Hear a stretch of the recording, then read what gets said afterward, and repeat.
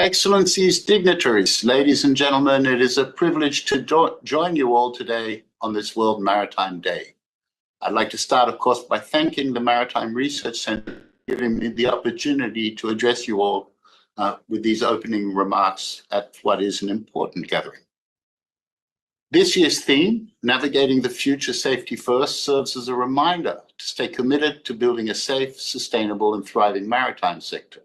And I'd like to commend the MRC for its vision of the underwater domain awareness framework that brings together all stakeholders, be it maritime strategists, scientists, technology providers, blue economy entities, environmental regulators, and of course, disaster management authorities, so that all can work together to advance technologies and strategies essential for managing our oceans and ensuring their health.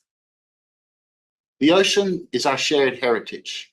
Our sea routes connect us. They're quite literally the lifeline of international trade.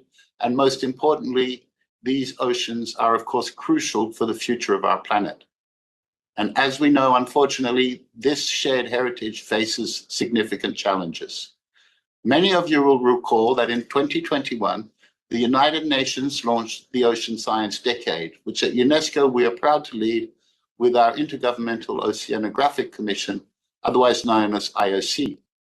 Now, 3 years on, a lot has been done to promote ocean science and knowledge generation in order to improve the state of the ocean systems and facilitate the sustainable development of the vast marine ecosystem.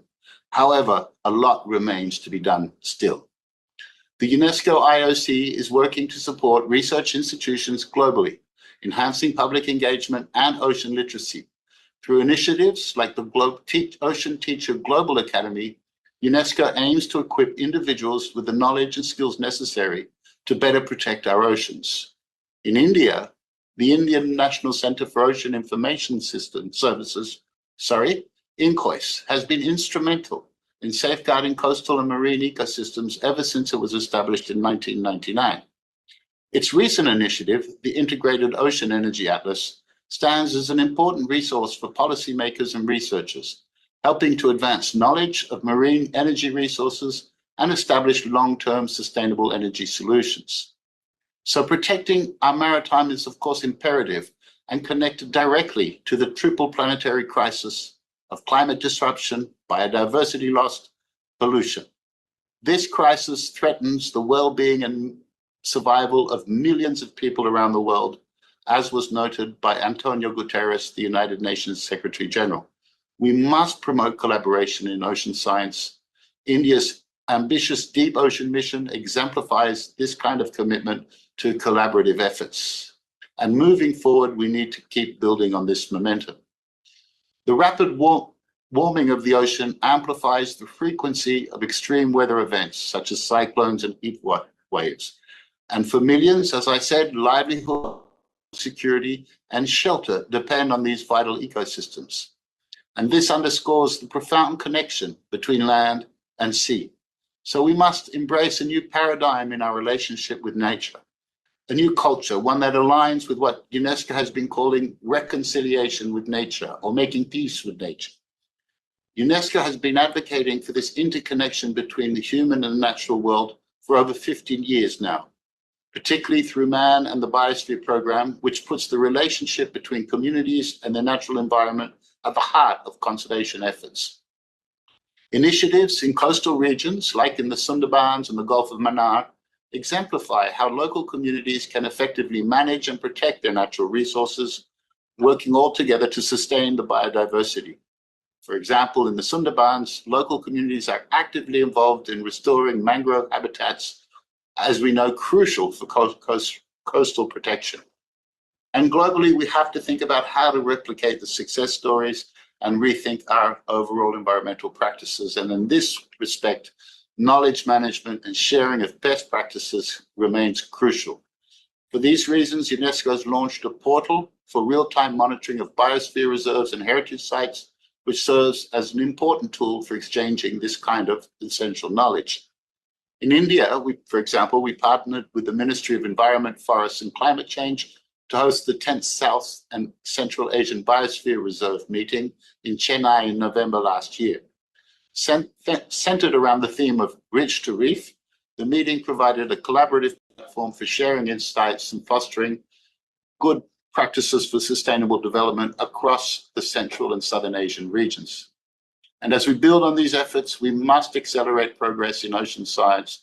We must continue developing partnerships that lead to effective solutions which are aligned with the 2030 Agenda and its goals. For example, we also recognize at UNESCO the increasing vulnerability of cultural heritage in coastal regions due to climate change and sea levels. We've gathered extensive data on ocean health, but collecting all this information is not enough. It must be made accessible to all, and especially within and between scientific communities. Our Ocean Biodiversity Information System is one such initiative aimed at providing open access resources for conservation and sustainable development. Engaging youth and communities is also vital in cultivating this culture of reconciliation for now and for generations to come. It's imperative that the young people understand the issues at hand and what their role is in protecting the oceans. Ocean literacy and education are therefore critical components of our strategy. Despite the urgency of protecting the oceans, less than half of global school curricula address these topics, and as was noted in a UNESCO study in 2021.